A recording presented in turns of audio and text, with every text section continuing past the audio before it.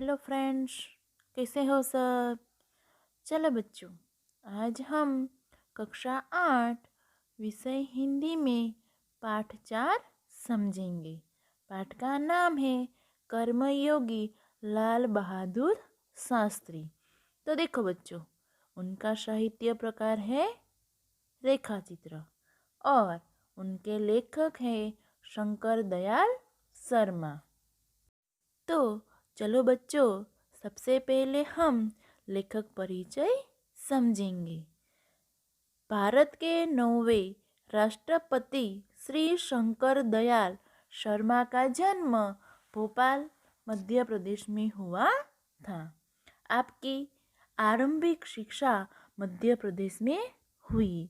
आगे की पढ़ाई आपने क्रमशः आगरा, इलाहाबाद तथा लखनऊ विश्वविद्यालय में की तथा MA LLB की उपाधियाँ प्राप्त की।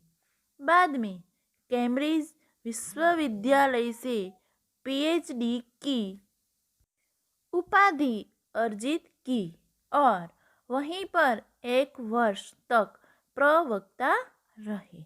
तत्पश्चात भारत लौटकर आप राजनीति में सक्रिय हुए।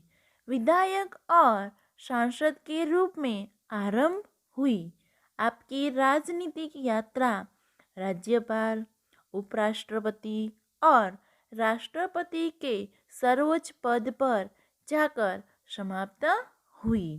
हिंदी और अंग्रेजी दोनों भाषाओं में आपने अनेक पुस्तकें लिखी, जिनमें से कुछ इस प्रकार है: देशमणि, हमारे पथ प्रदर्शक, प्रतिष्ठित भारतीय तथा हमारे चिंतन की मूलधारा।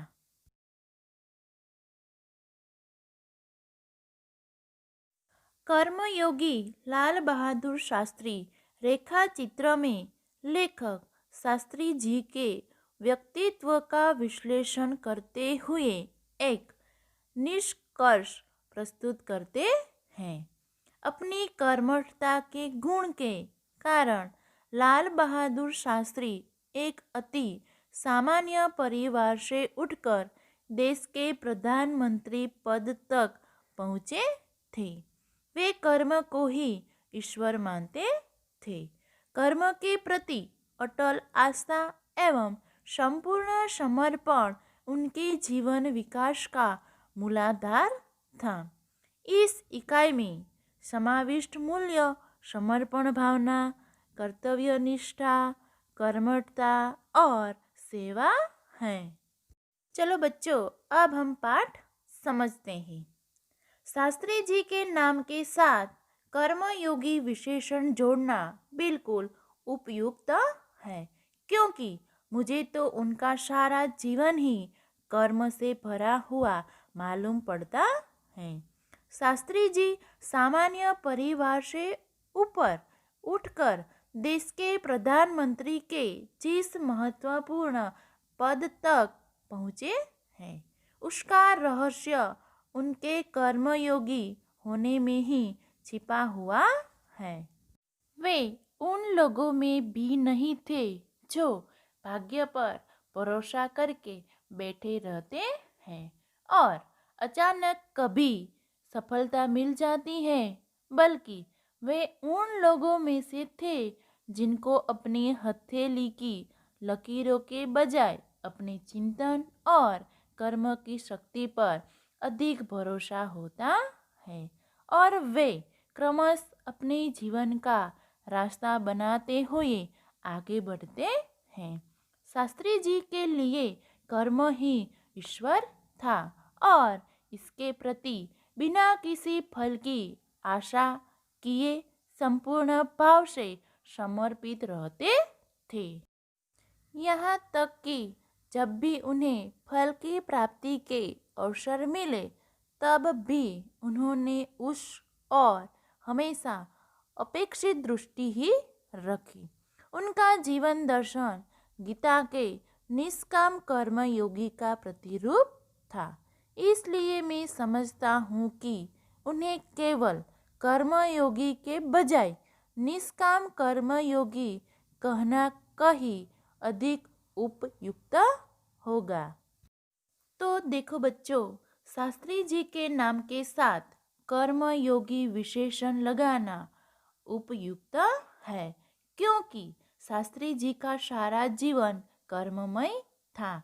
वे भाग्य पर भरोसा कर बैठने वालों में नहीं थे। वे अपने चिंतन और कर्म शक्ति पर भरोसा रखते थे, हाथ की लकीरों पर नहीं। उनके लिए कर्म ही उनका ईश्वर था। उसके प्रति वे निस्वार्थ भाव से समर्पित थे। इस प्रकार जीवन भर निष्काम कर्म में लगे रहने के कारण ही उनके नाम के साथ कर्मयोगी विशेषण बिल्कुल उपयुक्त है। अपने उद्देश्य के प्रति दृढ़ आस्था, उस उद्देश्य को प्राप्त करने के लिए कर्म का भाव तथा उस कर्म के प्रति संपूर्ण समर्पण, ये तीन बातें मुझे उनके संपूर्ण चरित्र तथा जीवन दर्शन में दिखाई पड़ती हैं। अपने एक भाषण में उन्होंने इसी तरह के विचार व्यक्त करते हुए कहा था, यहाँ तक कि भले ही आप राजनीतिक क्षेत्र या सामाजिक क्षेत्र या किसी अन्य क्षेत्र में कार्य करते हैं, यदि आप उसमें सफल होना चाहते हैं, अपने दायित्वों का पूरी तरह से निर्वाह करना चाहते हैं, तो आपके कार्य और समर्पण तथा भक्ति और कर्म में समन्वय होना चाहिए। मैं शास्त्री जी की सफलता का रहस्य उनके इसी महत्वपूर्ण चिंतन में मानता हूँ। साथ ही यह भी मानता हूँ कि किसी भी व्यक्ति, समाज और देश के विकास का रहस्य इसी भक्ति और कर्म के सिद्धांत में निहित है। शास्त्री जी के चरित्र और जीवन दर्शन में तीन बातें मुख्य थी।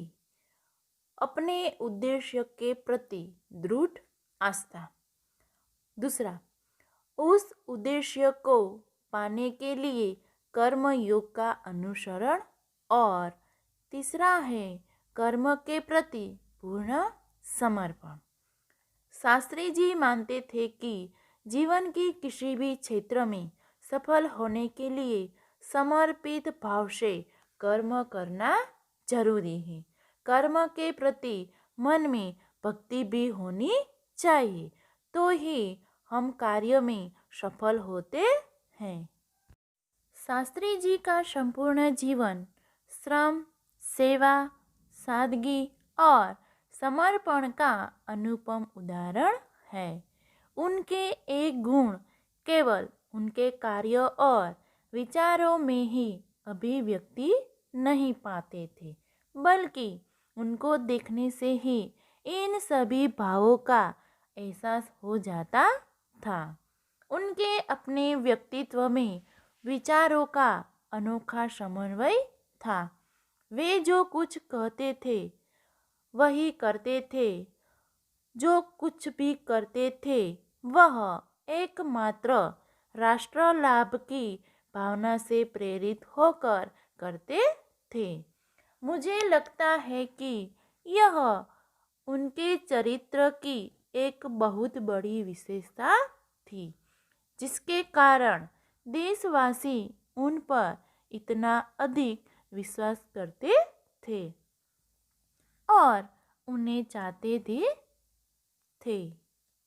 पंडित नेहरू की समृद्ध राजनीतिक विरासत को संभालना और उसे आगे ले जाने का काम कम कठिन नहीं था, लेकिन देश ने उस समय यह साफ साफ देखा था कि उसे संभालने की ताकत शास्त्री जी में ही है, और शास्त्री जी ने अपने निर्मल चरित्र और दृढ़ संकल्प शक्ति द्वारा देश की इस आकांक्षा को पूरा किया। हमारे जीवन में श्रम, सेवा, सरलता, विनम्रता और सादगी यह आवश्यक है। हम जो कहे वही करें और अपने राष्ट्र को लाभ पहुंचाने की वृत्ति रखें, तो शास्त्री जी के जीवन से अनेक सद्गुण ग्रहण हम कर सकते हैं। प्रधानमंत्री के रूप में पंडित नेहरू एक समृद्ध राजनीतिक विरासत छोड़कर गए थे। उनकी मृत्यु के बाद उसे कुशलतापूर्वक संभालकर शास्त्री जी ने देश की आकांक्षा पूरी की। आकांक्षा यानी कि इच्छा। शास्त्री जी का चरित्र निर्मल था। उनमें अद्भुत संकल्प शक्ति थी। राष्ट्र को लाभ पहुंचाना उनके हर कर्म का एकमात्र उद्देश्य रहता था। उनके इन्हीं गुणों के बल पर वे नेहरू जी की विरासत को संभालने और उसे आगे बढ़ाने का कठिन काम पूरा कर सके। शास्त्री जी की एक सबसे बड़ी विशेषता यह थी कि वे एक सामान्य परिवार में पैदा हुए थे। सामान्य परिवार में ही उनकी परवरिश हुई और जब वे देश के प्रधानमंत्री जैसे महत्वपूर्ण पद पर पहुंचे तब भी वह सामान्य ही बने रहे। विनम्रता, सादगी और सरलता उनके व्यक्तित्व में एक विशिष्ट प्रकार का आकर्षण पैदा करते थे। इस दृष्टि से शास्त्री जी का व्यक्तित्व बापू के अधिक करीब था और कहना न होगा कि बापू से प्रभावित होकर ही सन 1921 में उन्होंने अपनी पढ़ाई छोड़ी थी। भगवान दास तथा बापू का कुछ ऐसा प्रभाव रहा कि वह जीवन भर उन्हीं आदर्शों पर चलते रहे तथा औरों को इसके लिए प्रेरित करते रहे। शास्त्री जी के संबंध में मुझे बाइबिल की वह उक्ति बिल्कुल सही जान पड़ती है कि विनम्र ही पृथ्वी के वारिस होंगे। तो देखो बच्चों, शास्त्री जी की सबसे बड़ी यह विशेषता थी कि वह साधारण परिवार में पैदा हुआ था और उसी में उनकी परवरिश भी हुई। शास्त्री जी जब प्रधानमंत्री जैसे ऊंचे पद पर पहुँचे तभी भी वे सामान्य ही बने रहे। विनम्रता, सरलता, सादगी और जनसेवा की भावना उनके व्यक्तित्व के अभिन्न अंग बन गई थी। ये सारे गुण महात्मा गांधी के थे जो शास्त्री जी में अपने आप आ गए थे।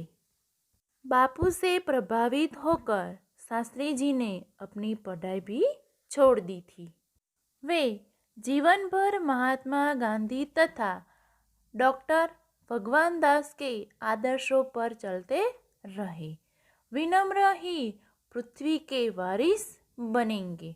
बाइबल की यह उक्ति उन पर बिल्कुल सही बैठती थी। वे स्वयं को कभी शासक न मानकर हमेशा जनता का सेवक ही मानते थे। चलो बच्चों, आगे का पाठ हम पार्ट 2 में समझेंगे।